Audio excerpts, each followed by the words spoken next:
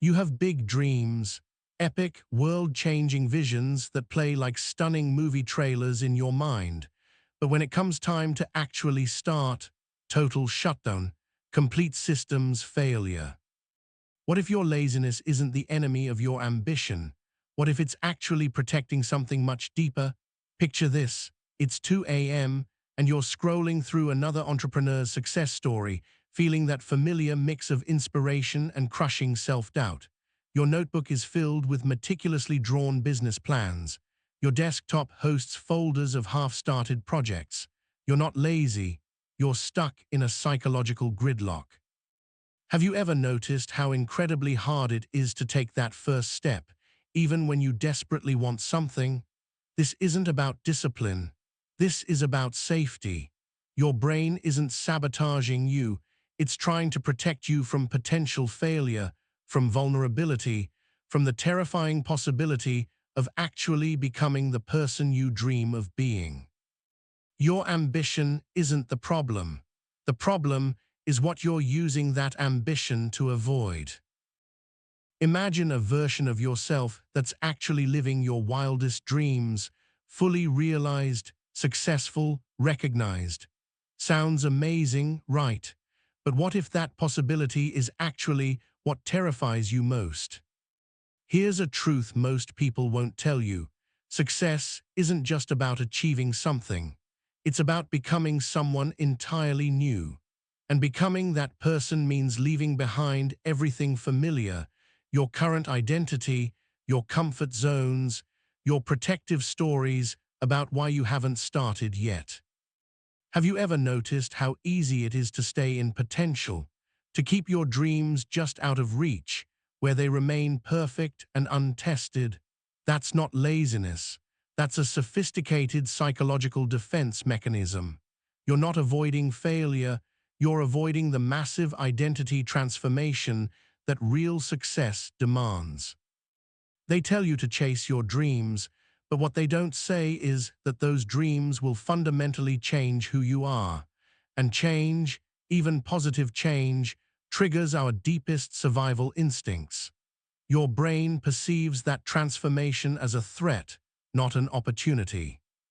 So you stay suspended in possibility, where you're simultaneously ambitious and not yet started, a safe space where your potential remains unlimited and unbroken.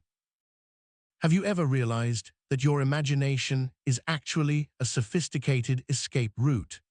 There's a reason why you can spend hours meticulously planning your dream business, designing elaborate mind maps, and creating perfect scenarios, all without taking a single real-world action. Picture this, it's Friday night, and instead of working on your passion project, you're deep in an elaborate daydream. You can see every detail of your future success, the sleek office, the impressed colleagues, the moment of triumph. Your brain is flooding with dopamine, giving you all the psychological rewards of achievement without any of the actual risk or effort. This is the fantasy addiction cycle. Your imagination isn't just a tool, it's become a substitute for action. Every time you mentally rehearse success, your brain experiences a neurological reward so potent that actually starting feels unnecessary. Why risk real-world uncertainty when you can enjoy a perfectly controlled inner narrative? They tell you ambition is about doing. But the truth is, for you, ambition has become a sophisticated form of emotional entertainment, a way to feel potential without confronting the vulnerability of actually trying. Perfectionism isn't about doing things perfectly, it's about never starting at all. Have you ever noticed how your impossibly high standards become the most sophisticated excuse machine? You meticulously plan every detail, research every angle, create elaborate systems, and then do absolutely nothing. Picture this, your desktop is a graveyard of half-drafted projects, each one abandoned the moment it didn't match the flawless vision in your head. That business plan, scrapped because the first draft wasn't revolutionary. That novel, deleted because the opening paragraph didn't sound like a literary masterpiece. What if your perfectionism is actually a defense mechanism, a way to protect yourself from potential disappointment, judgment, or worst of all, discovering that you're not as exceptional as you've imagined? Your standards aren't high, they're a psychological wall, keeping you safe from vulnerability. They tell you ambition requires flawless execution, but the truth is, every masterpiece begins messy. Every breakthrough starts with an imperfect first step. Your potential isn't waiting for perfection, it's waiting for you to embrace good enough and actually begin. Your lazy but ambitious identity isn't a flaw, it's a sophisticated psychological defense mechanism. Have you ever noticed how comfortably you wear that label, how it becomes a protective shield against actually risking your potential? Picture this: you're at dinner with friends and someone asks about your dreams. Your eyes light up as you describe elaborate plans, the startup, the book, the career transformation. You speak with such passion that everyone leans in, but underneath that excitement, there's a quiet safety. By talking about the dream, you get the dopamine hit of potential without the vulnerability of action. This isn't just procrastination. It's an intricate identity strategy where unrealized potential becomes your emotional armor. They tell you to just do it, but the truth is, your current narrative keeps you safe. Safe from judgment, safe from possible failure, safe from the terrifying possibility that you might actually succeed and then have to sustain that success. Your ambition isn't the problem, it's what you're using it to avoid. And recognizing that, that's where real transformation begins. Picture this: you're staring at a blank document, cursor blinking, knowing exactly what you need to do, but it feels like there's an invisible 100-pound weight holding your fingers down. This isn't laziness. This is the activation energy problem. Have you ever wondered why starting feels physically impossible, even when you desperately want to move forward? Your brain isn't broken.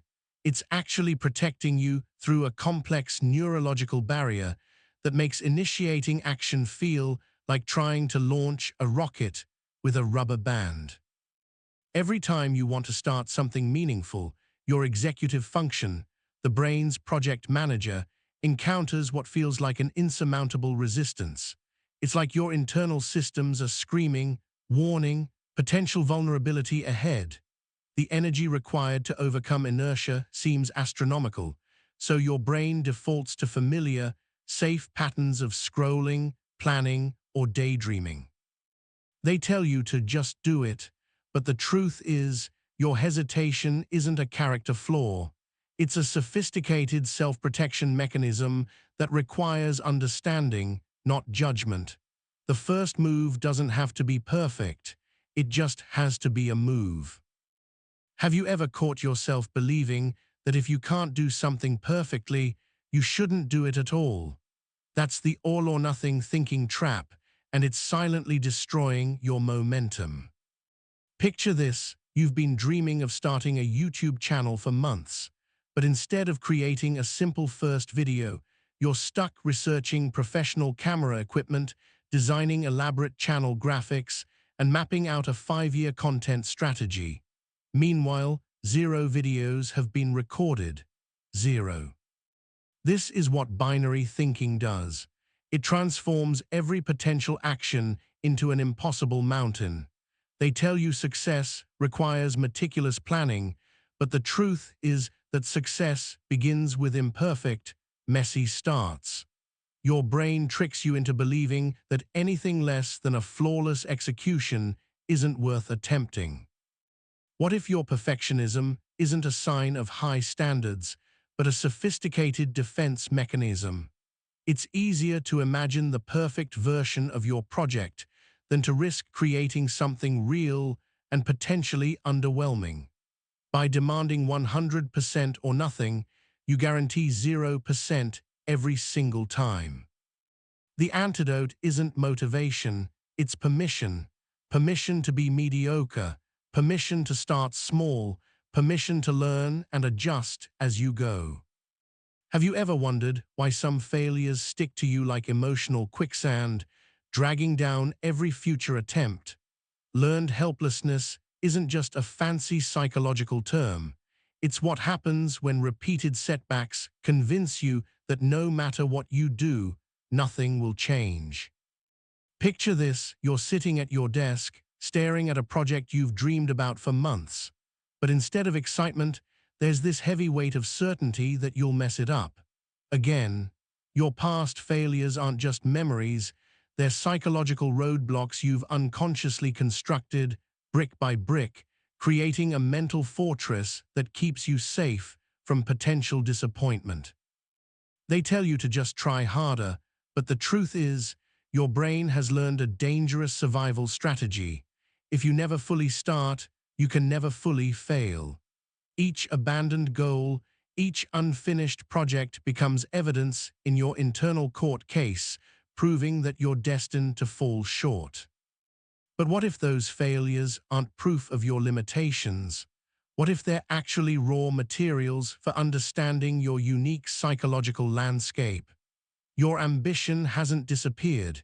It's being carefully protected by a part of you that believes inaction is less painful than risking another disappointment. Have you ever wondered why your brain treats motivation like a complex chemistry experiment? Picture this: you're staring at a project, fully aware of its potential, but something inside keeps hitting the pause button. Your dopamine system isn't broken, it's actually working overtime, creating what I call the dopamine gap. What's really happening is a neurological tug-of-war.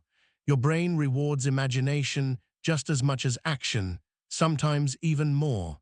That's why scrolling through inspiration feels almost as good as actually creating something.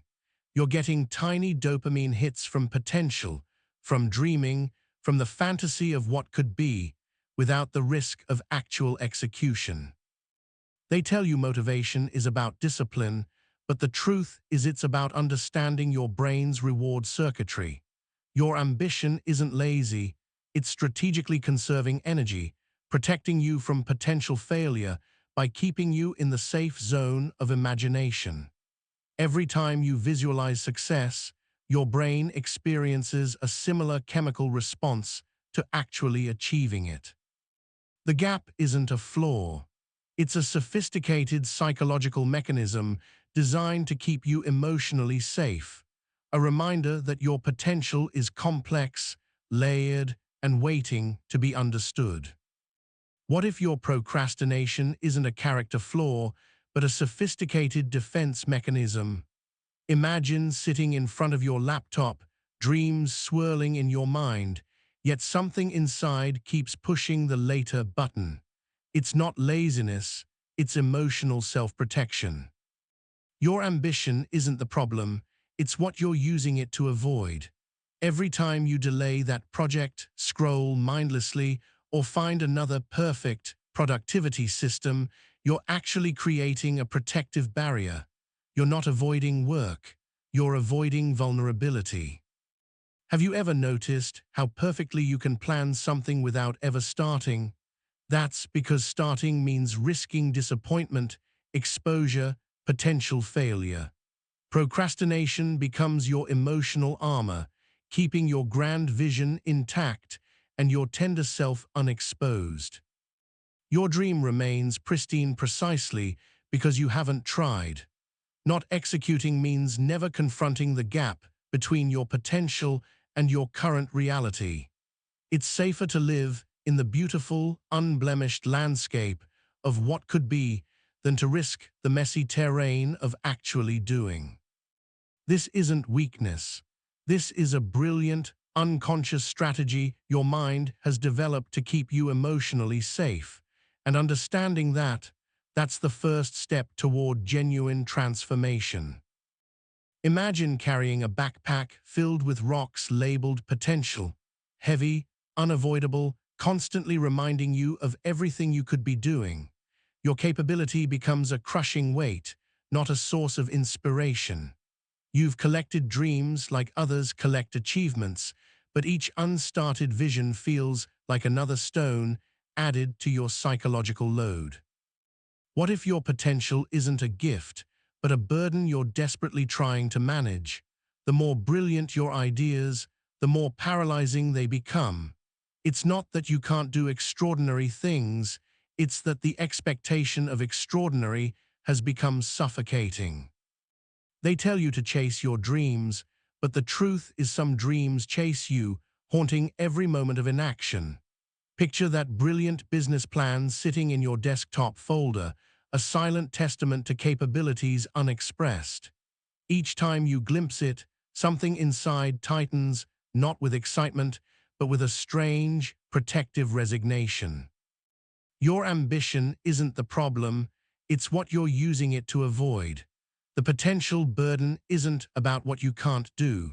It's about finding a way to transform those rocks of potential into stepping stones. What if your constant self-criticism is actually the biggest roadblock to your transformation? Picture this. You're sitting there, another day passing, mentally beating yourself up for not starting that project, that dream, that thing you know you're capable of. Each thought is like a tiny hammer, chipping away at your motivation, creating a landscape of shame where nothing can grow. Have you ever considered that curiosity might be more powerful than criticism? Instead of asking, "What's wrong with me?" you could ask, "What am I protecting myself from?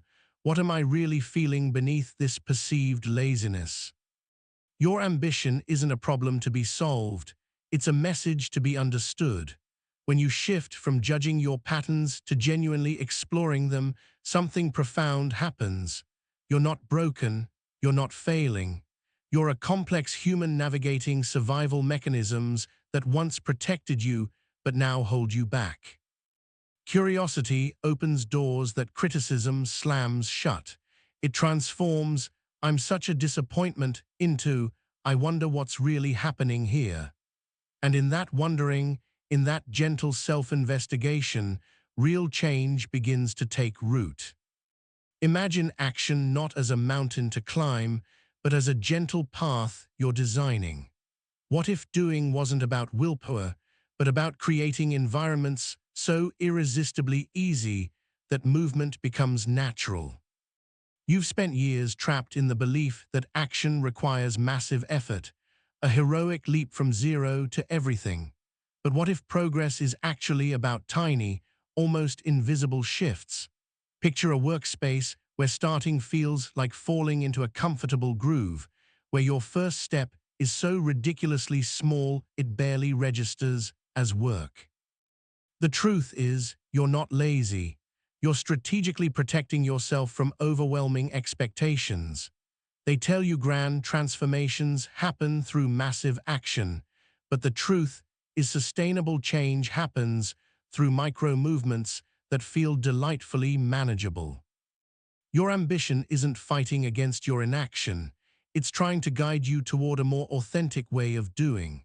By designing low-friction pathways that align with your genuine desires, you transform "I should" into "I'm curious about." And in that curiosity, action becomes less a battle and more an exploration. There's no universal roadmap for transformation. Your change path is as unique as your psychological fingerprint. Have you ever noticed how generic productivity advice always feels like it's talking to someone else? That's because your inner landscape, your fears, dreams, and blockages is entirely your own. Picture this: you're sitting in a coffee shop, surrounded by self-help books and half-finished planners, feeling like everyone else has cracked some secret code of motivation.